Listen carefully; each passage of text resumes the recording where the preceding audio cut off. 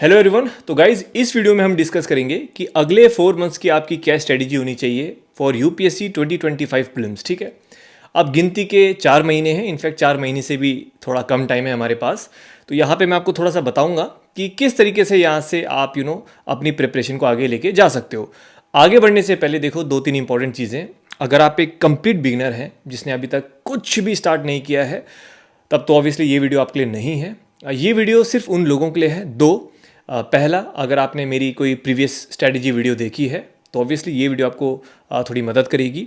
And दूसरा, अगर आपने जो हमारे बेसिक कोर सब्जेक्ट्स हैं जैसे पॉलिटी, इको, हिस्ट्री और ज्योग्राफी, इनको पढ़ रखा है, एक बार भी अगर आपने इनको पढ़ रखा है तो भी ये वीडियो आपको मदद करेगा। लेकिन अगर कोई ये सोच के आया है कि सिर्फ 4 मंथ्स का प्लान मिल जाए और मैं प्रीलिम्स निकाल दूँ और मैं स्क्रैच से अभी पढ़ाई कर रहा हूँ, तो यार देखो, झूठ नहीं बोलूँगा, थोड़ा सा प्रॉब्लम क्रिएट करेगा फिर, है। इट इज़ बेटर कि फिर आप नेक्स्ट अटेम्प्ट में अपना फोकस दीजिए। अब देखो यहाँ पे जरा समझते हैं। हमारे पास है 4 मंथ्स, ठीक है। तो इसको मैं यहीं पे आपको समझाऊंगा जिससे कि ज़्यादा कन्फ्यूजन ना हो, ठीक है। देखिए अगेन, ये यूनिवर्सल स्ट्रेटजी नहीं है। अगर आप लोग कोई स्ट्रेटजी फॉलो कर रहे हो या आपका अपना कोई प्लान बना है, आप उसी में इसको ऐड कर सकते हो, ठीक है। हमारे पास है फेब, मार्च, अप्रैल और मई, ठीक है जी।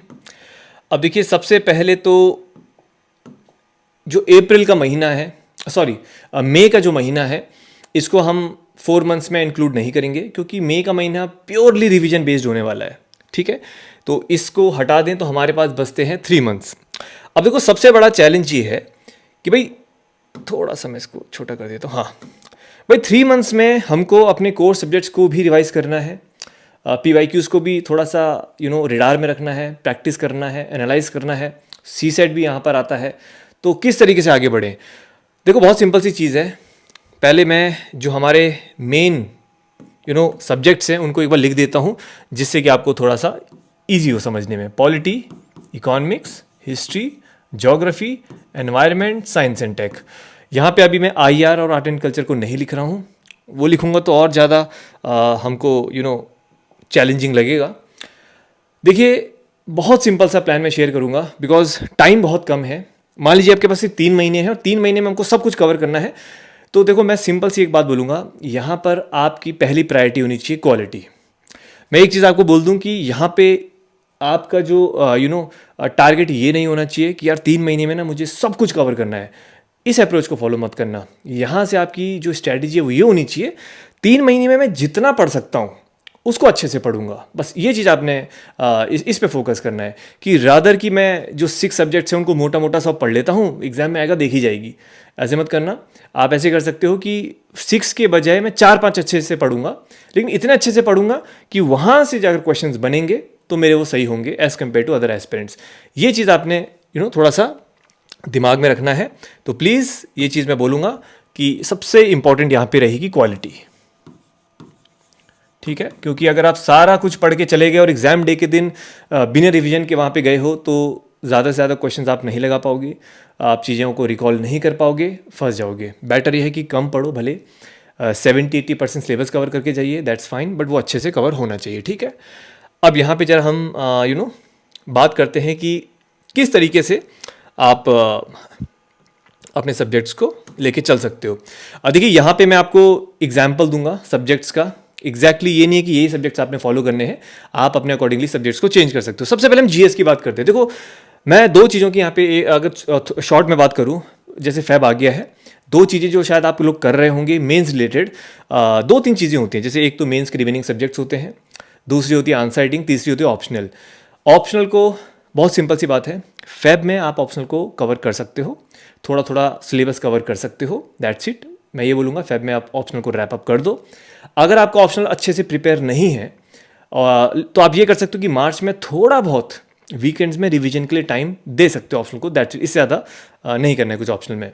दूसरी अगर हम बात करते हैं आंसर राइटिंग की, अगेन फैब में आप वीकेंड्स में मतलब हफ्ते में 10-15 क्वेश्चंस पे आंसर राइटिंग कर सकते हो, इससे ज़्यादा नहीं करना। डेली बेसिस पे बिल्कुल मत करना, ठीक है, क्योंकि इस टाइम पे फोकस होना चाहिए प्रीलिम्स पे। और तीसरा आता है मेंस के रिमेनिंग सब्जेक्ट्स। तो देखो मेंस के जो रिमेनिंग सब्जेक्ट्स होते हैं जैसे वर्ल्ड हिस्ट्री, सोशल जस्टिस, बहुत सारे सब्जेक्ट्स हैं जिनके रिगार्डिंग आप परेशान होंगे या बहुतों का कवर भी हो चुका होगा। आप बस कंटेंट को इकट्ठा करिए अपने पास, एकदम रेडी करके रखिए ताकि प्रीलिम्स के बाद आपको इधर उधर टाइम वेस्ट ना करना पड़े। और अभी मेंस की जो बाकी चीज़ें उन पे फोकस आपको नहीं करना है। यहाँ पर अब सिर्फ खेल है कि प्रीलिम्स के लिए मैं अच्छे से कैसे आगे बढ़ सकता हूँ। तो ये हमारे जो सब्जेक्ट्स हैं अब जरा हम इनको कवर करेंगे। देखो बहुत सिंपल सी बात है, जहाँ तक मैं एक अंदाज़ा लगा सकता हूँ, ज़्यादातर लोगों ने polity, eco, history, geography cover कर लिया होगा, है ना, क्योंकि सबसे पहले हम इन्हीं कोर सब्जेक्ट्स को कवर करते हैं। अब छूटे होंगे एनवायरनमेंट और साइंस एंड टेक। कैसे किया जाए? देखो बहुत सिंपल सी बात है। पहले मैं अगर इन 4 सब्जेक्ट्स की बात करता हूँ, polity, eco, history, geography, 2 subjects आपने फेब और मार्च में कवर करने हैं, सिर्फ 2 सब्जेक्ट्स। वो ये सब्जेक्ट्स होने चाहिए जो आपको टफ लगते हैं, ठीक है। एग्जाम्पल के तौर पे कोई बोलता है कि भाई मुझे, एक और चीज़ मैं आपको बोलूँगा, इसको प्लीज़ ध्यान से सुनिएगा। देखो 3 चीज़ें होती हैं, एक होती है कंसेप्चुअल, ठीक है, और एक होती है फैक्चुअल। फैक्चुअल चीज़ों को एग्जाम के जितने नज़दीक हो सके लेके रखिए सब्जेक्ट्स को, और कंसेप्चुअल को एग्जाम से जितने दूर हो सके आप रखिए। एग्जाम्पल के तौर पे आपका एग्जाम होगा मई में, तो कंसेप्चुअल सब्जेक्ट कौन सा? इकोनॉमिक्स हो गया, साइंस एंड टेक हो गया, है ना, जिनमें थोड़ा समझना होता है, ज्योग्राफी के कंसेप्ट्स हो गए, तो उनको आप जल्दी रखिए। क्यों? कंसेप्ट्स को एक बार अगर आपने समझ लिया वो लंबे समय तक आपके ब्रेन में स्टोर रहेंगे। फैक्चुअल चीज़ें आप एग्जाम के जितने नज़दीक लेके जा सकते हो जाइए, क्योंकि आपको भी पता है अभी आपने पढ़ा, एग्जाम से पहले उसको रिवाइज करना पड़ेगा। बहुत सिंपल सी बात है, ठीक है। ये कंसेप्ट आपके टॉपिक्स में भी ये मतलब क्या कहते हैं उसको, टॉपिक में भी आप इसको फॉलो कर सकते हो, ठीक है। अब देखिए एग्जाम्पल के तौर पे मैंने कहा 2 सब्जेक्ट जो आपको थोड़े से टफ लगते हैं, तो जैसे आपने कहा कि भाई मुझे इकोनॉमिक्स टफ लगता है, तो फेब में मैं इकोनॉमिक्स लेके चलूँगा। मार्च में आपने कहा कि हिस्ट्री बहुत लेंदी है और साथ में मेरे को आर्ट एंड कल्चर भी रिवाइज करना है, तो मैं हिस्ट्री को साथ में लेके चलूँगा। ज़्यादातर लोगों को पॉलिटी बहुत आसान लगता है, तो मैं कहूँगा जो आपको सबसे आसान लगता है सब्जेक्ट, अगेन ये वेरी करता है पर्सन टू पर्सन, जो सब्जेक्ट आपको बहुत आसान लगता है, यार ये बहुत आसान है, बहुत बार पढ़ लिया, अब 2-4 दिन या 5 दिन दूंगा ना, रिवाइज हो जाएगा, उसको लेके चलोगे आप अप्रैल में। एग्जाम्पल के तौर पे पॉलिटी। अब बात करते हैं, हमारा पॉलिटी हो चुका है, इकोनॉमिक्स हो चुका है, हिस्ट्री हो चुका है। देखिए एनवायरनमेंट और साइंस एंड टेक, ठीक है। यहाँ पर आप फेब में लेके चलिए एनवायरनमेंट को, ठीक है, ई हो गया, इकोनॉमिक्स एंड एनवायरनमेंट। मार्च में आप लेके चलेंगे साइंस एंड टेक को, ठीक है। यानी कि ये वो 2 सब्जेक्ट्स हैं जो आपने कवर नहीं किए हैं। अब देखो एनवायरनमेंट और साइंस एंड टेक की अगर बात करते हैं तो दोनों से मिला के कम से कम 24-25 क्वेश्चंस आते हैं, तो इनका भी उतना ही इंपॉर्टेंस है जितना कि हमारे बाकी सब्जेक्ट्स का है। तो ये मत सोचिएगा यार एनवायरनमेंट क्यों पढ़ूँ, जल्दी कवर हो जाएगा, ठीक है, और साइंस एंड टेक भी आपका जल्दी कवर हो जाएगा। तो बचा आपका एनवायरनमेंट और साइंस एंड टेक, ठीक है। अब बचा ज्योग्राफी। अब ऑब्वियसली ज्योग्राफी नहीं बचा, इन द सेंस कि एक सब्जेक्ट बचता है, उसको कब कवर किया जाए, तो यानी कि ये वो सब्जेक्ट बचता है जो आपने पढ़ा ही नहीं आज तक, ठीक है। एनवायरनमेंट और साइंस एंड टेक को छोड़ के बोल रहा हूं मैं सिर्फ इन 4 सब्जेक्ट्स की बात कर रहा हूं। पॉलिटी, इको, हिस्ट्री, ज्योग्राफी में से जो सब्जेक्ट आपने आज तक पढ़ा ही नहीं है, उसकी जो प्रिपरेशन है वो होनी चाहिए आपकी स्मार्ट वे में, और उसको आप लेके चलोगे अप्रैल में, ठीक है जी। तो अगले 3 महीने फेब, मार्च, अप्रैल में आपने इस तरीके से सब्जेक्ट्स को डिवाइड करना है।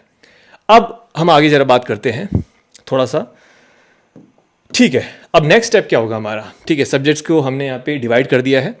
अब देखिए दूसरी बात आती है, क्योंकि आप बोलोगे कि 2 सब्जेक्ट्स ही क्यों रखे हैं, मैं तो ज़्यादा दे सकता हूँ। देखो यहाँ पे आप करंट अफेयर्स भी तो करोगे ना यार रिवाइज, ठीक है।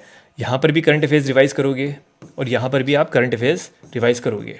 दूसरी बात ये है कि जो एक सब्जेक्ट आप पढ़ोगे तो सिर्फ स्टैटिक थोड़ी पढ़ोगे उसके सबसे पहले आपने बेसिक्स रिवाइज कर लिए, जो भी आपने बेसिक्स पढ़े हैं, ठीक है।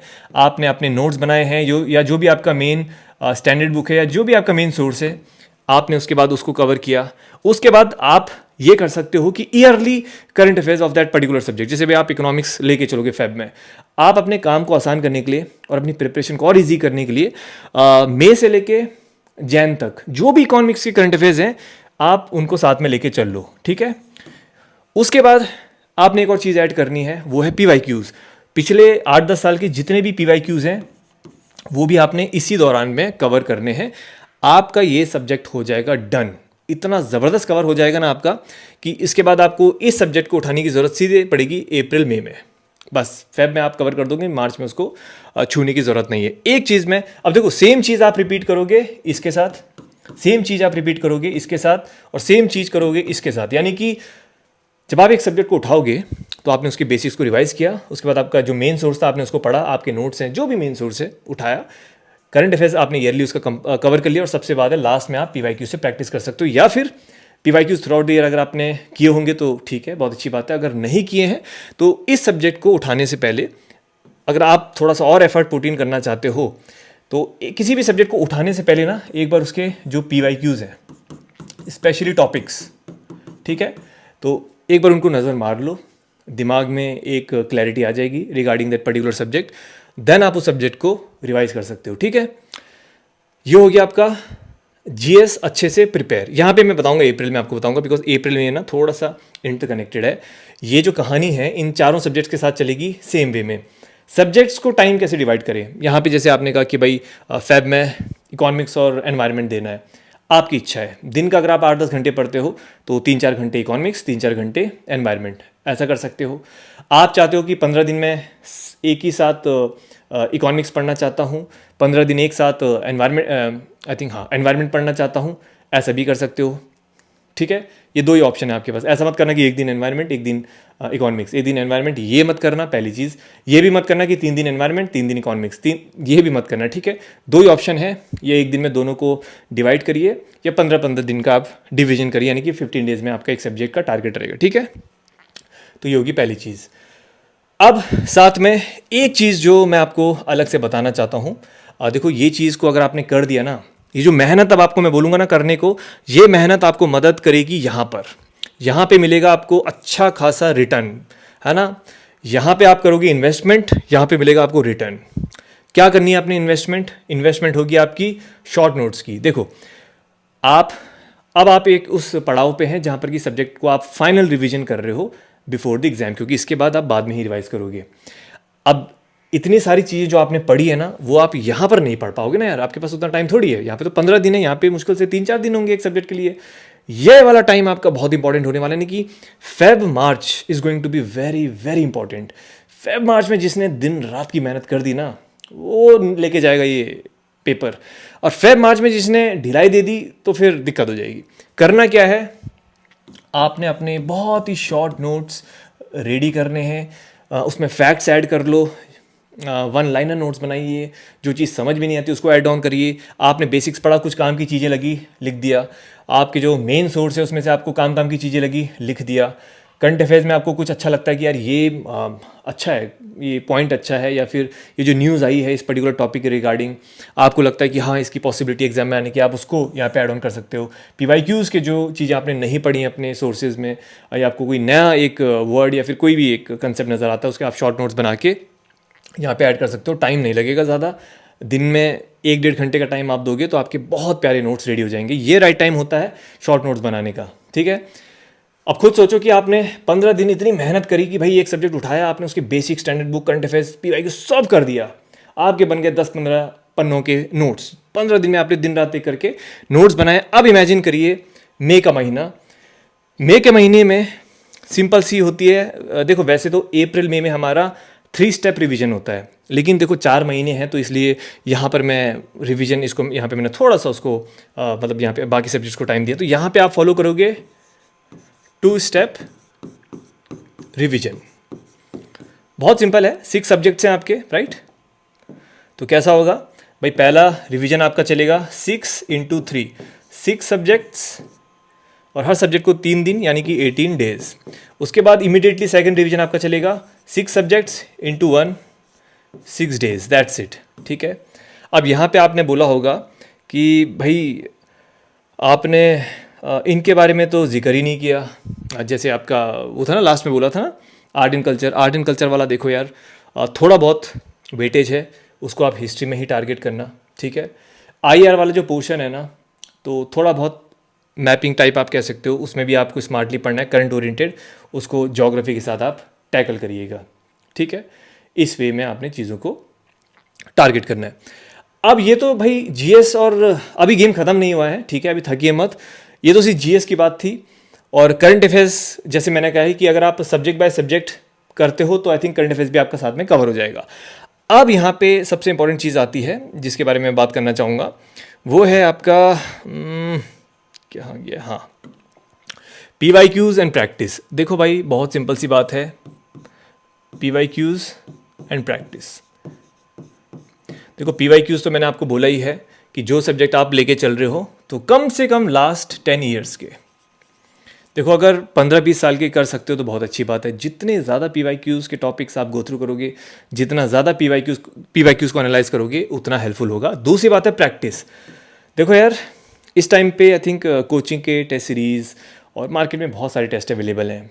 अब बहुत सारे लोग क्या करते हैं, 40-50 टेस्ट लगाते हैं, बहुत सारे टेस्ट लगाते नहीं है। मैं कहता हूँ ज़्यादा भी मत करो और एकदम इग्नोर भी मत करो, ठीक है।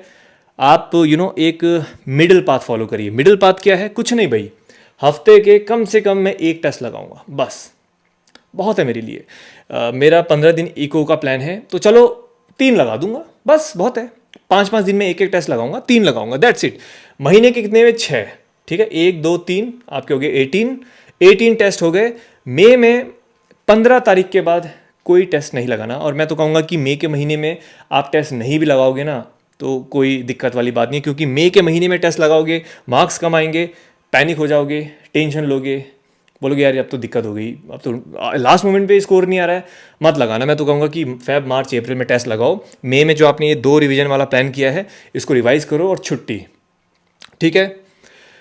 तो मैं कहूँगा कितने हो गए आपके, मुश्किल से 18 से 20 टेस्ट, बहुत है यार, ठीक है। एंड अगर आपने मेरी पिछले साल की स्ट्रैटेजी दी होगी तो मैंने तो वीक 1 से ही कहा था कि आप लोग टेस्ट लगाना स्टार्ट करिए, यानी कि जून से मैंने जब लास्ट टाइम फर्स्ट स्ट्रैटेजी बनाई थी, जून जुलाई अगस्त सितंबर अक्टूबर नवंबर दिसंबर जैन, मतलब 8 महीने हो गए हैं। तो 8 महीने में भी अगर हफ्ते हफ्ते में भी एक टेस्ट लगाया होता तो 32 टेस्ट वही हो चुके होते और 20 टेस्ट ही होते, तो यानी 50-60 टेस्ट का जो टारगेट होता है वो वैसे ही कंप्लीट होता। बट ठीक है, पुरानी चीज़ों पे नहीं जाएंगे, बस अभी के लिए ये 2 चीज़ें हैं जो बहुत ज़्यादा इंपॉर्टेंट है। और नोट्स का मैंने आपको बताया है कि अगर आप बना लोगे यार, लास्ट में आपको बहुत मदद करेगा। आप खुद इमेजिन करो, आपको लास्ट में एक दिन मिलेगा हर एक सब्जेक्ट के लिए रिवीजन के लिए, तो आपको क्या लगता है कि ये सारी चीज़ें आप खोल के पढ़ पाओगे? नहीं पढ़ पाओगे। जो आपने नोट्स बनाए हैं 10-15 पन्नों के, वो मदद करेंगे।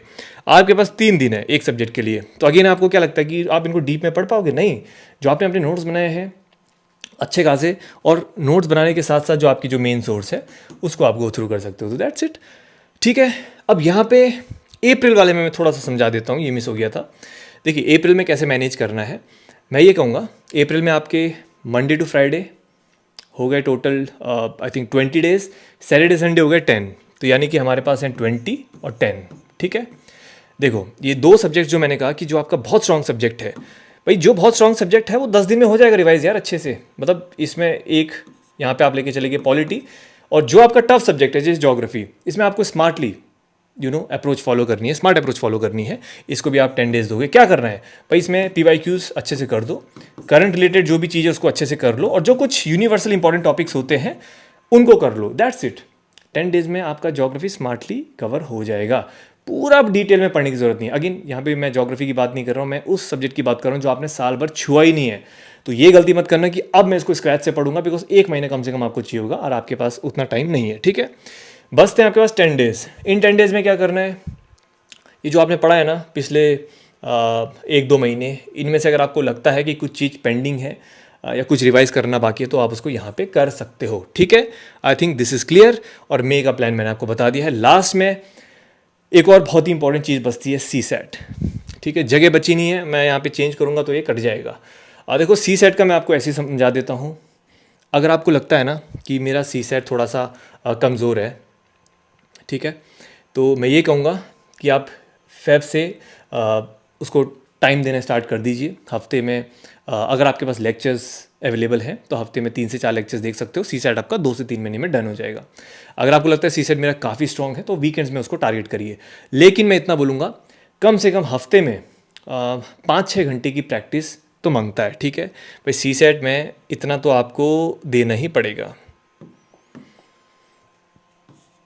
CSAT में मैं इतना बोलूँगा कि 6 आवर्स पर वीक इतना आपको देना ही पड़ेगा, ये मैंडेटरी है। और क्वांट को थोड़ा आपने ज़्यादा टाइम देना है प्रैक्टिस के लिए।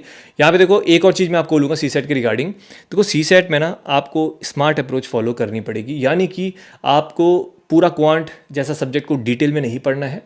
ये मान के चलिए कि कुछ ऐसे टॉपिक्स होते हैं जो आसान होते हैं, उनको टारगेट करिए। 27 क्वेश्चन आपको सही करने हैं आउट ऑफ 80, आप क्वालिफाई कर जाएंगे। ऑब्वियसली टारगेट आपका 40-45 का होना चाहिए।